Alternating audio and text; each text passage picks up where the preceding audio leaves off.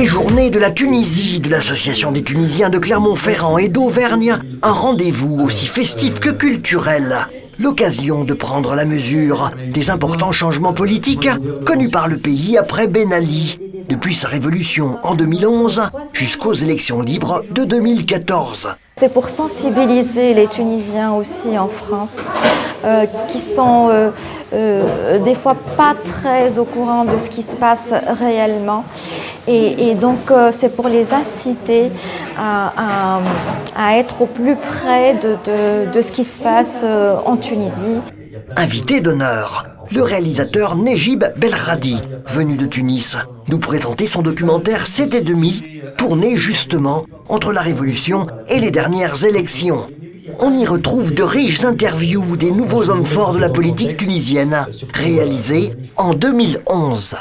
Tous ces personnages qui parlent dans ce film-là, ils ont parlé encore une fois en 2014 pendant les élections, ils ont dit exactement le contraire de ce que vous voyez dans le film. Donc je voulais faire ce film pour raconter comment on en est arrivé à choisir les gens qui allaient nous représenter pour écrire la Constitution. On a oublié ce que ces politiciens ont dit il y a 3 ans de cela. On a oublié qu'on avait fait des promesses à ce pays. On a oublié plein de choses. Et c'est ça la chose la plus importante. Moi j'arrête mon film le jour des élections, mais on voit un peu la désillusion qui s'installe petit à petit chez les gens. L'organisation pour la première fois d'élections libres témoigne d'une liberté d'expression mal supportée par certains.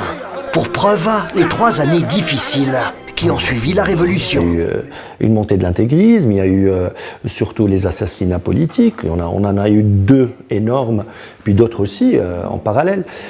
Mais enfin, ce qui a sauvé la Tunisie, je crois, pendant cette période-là, c'est la société civile.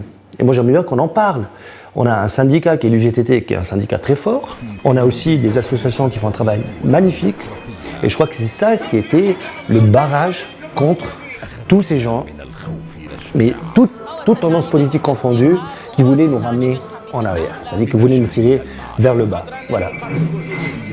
Les femmes largement autant que les hommes, c'est à souligner, ont pris part à ce combat. La femme tunisienne est toujours au devant de la scène quand il y a des manifestations et des marches, et c'est toujours la femme qui est devant.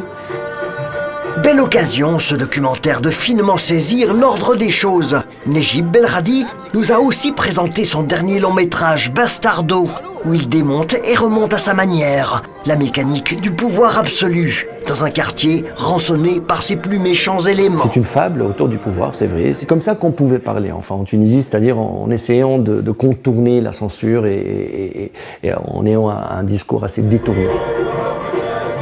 On voit dans ce film l'homme le plus honnête du monde, un Buster Keaton à l'âme pure, devenir l'individu le plus pervers lorsqu'il accède malgré lui au pouvoir, parce qu'on installe sur le toit de sa maison une antenne GSM pour permettre l'utilisation des téléphones portables.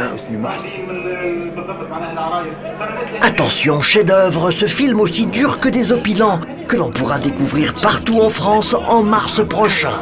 La Tunisie participe généreusement à l'ouverture d'esprit de tous les hommes.